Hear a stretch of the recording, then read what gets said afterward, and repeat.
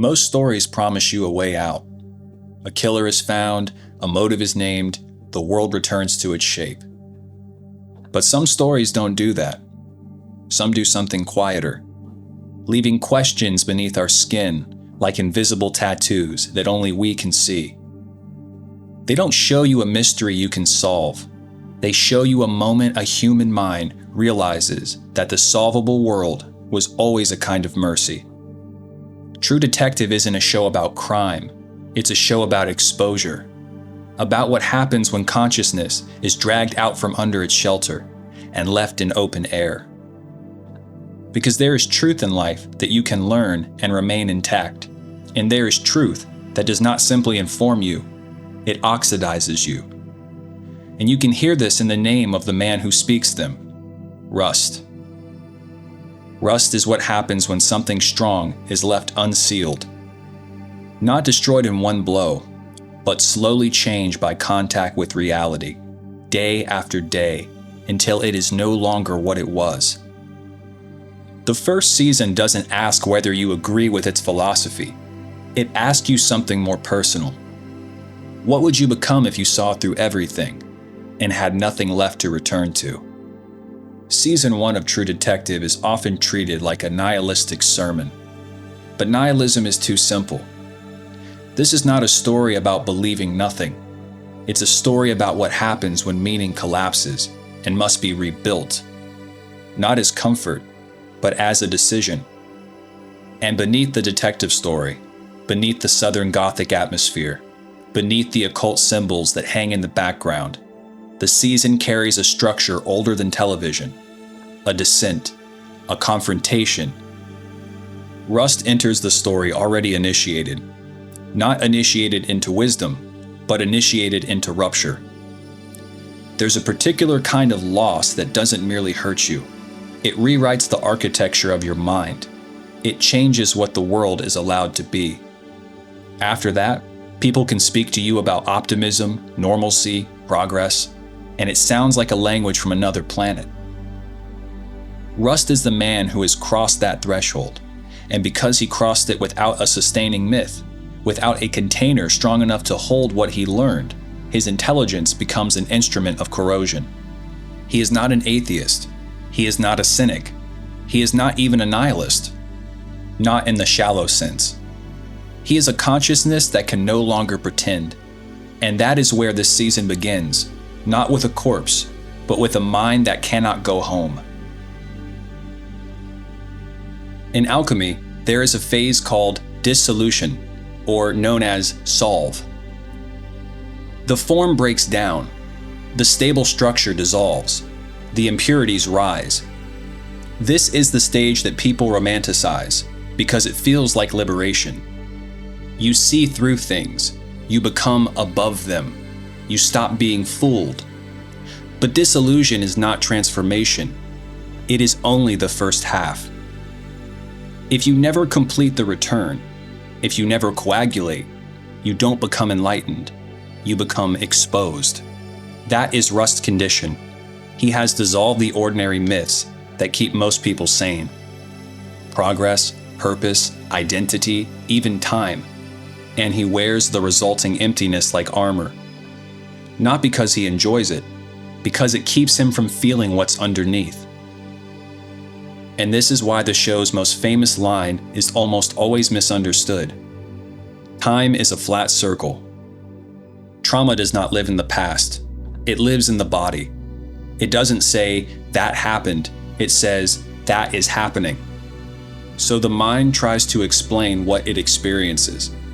Reoccurrence, looping, repetition. But because the wound is too intimate to name, it gets exported into philosophy. What Rust calls a cosmology is actually a wound speaking in abstractions. Because if time is circular, then the repetition isn't your responsibility. If everything repeats eternally, then your pain is not a problem to solve. It's an inevitability to endure. That is the hidden seduction of fatalism. It doesn't only describe suffering, it justifies it. This is where the season becomes something deeper than a detective story. It shows what happens when intelligence becomes a spiritual defense mechanism, when insight becomes insulation, when clarity becomes a way of not returning to life.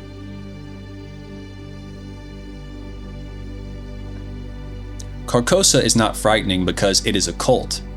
It is frightening because it is initiation that failed, but kept going anyways. Rituals are supposed to transform. Symbols are supposed to point beyond themselves.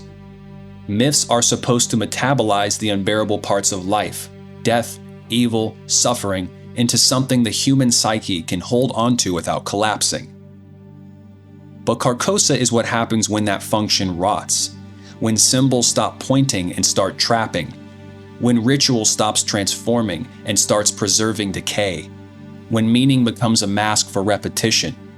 This is the show's darkest idea. Evil is not always cosmic. Sometimes it is what remains when the meaning collapses, but the machinery of meaning keeps operating. A shrine with no God, a ceremony with no redemption, a descent with no return. And that's why the season doesn't treat its occult elements like supernatural spectacle. It treats them like a pathology that learned how to dress itself in myth. Marty is not the moral center of the story. He is the counterweight. He lies, he cheats, he contradicts himself. He tells himself stories he doesn't live up to. But he remains embedded in life.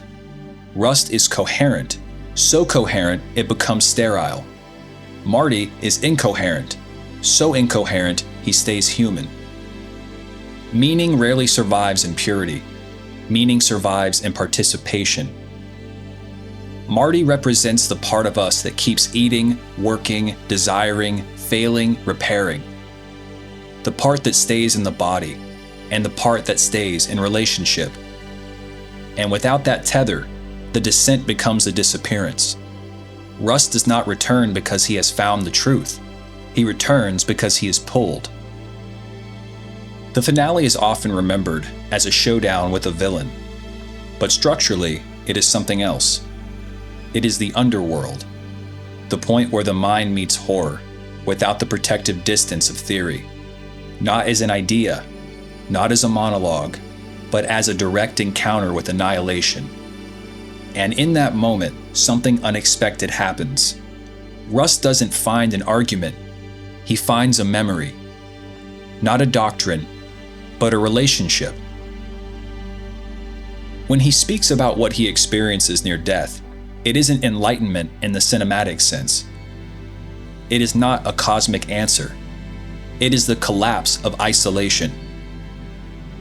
For a man whose entire philosophy has functioned as separation, the most radical experience is not seeing darkness. It's remembering connection. Rust doesn't become cheerful.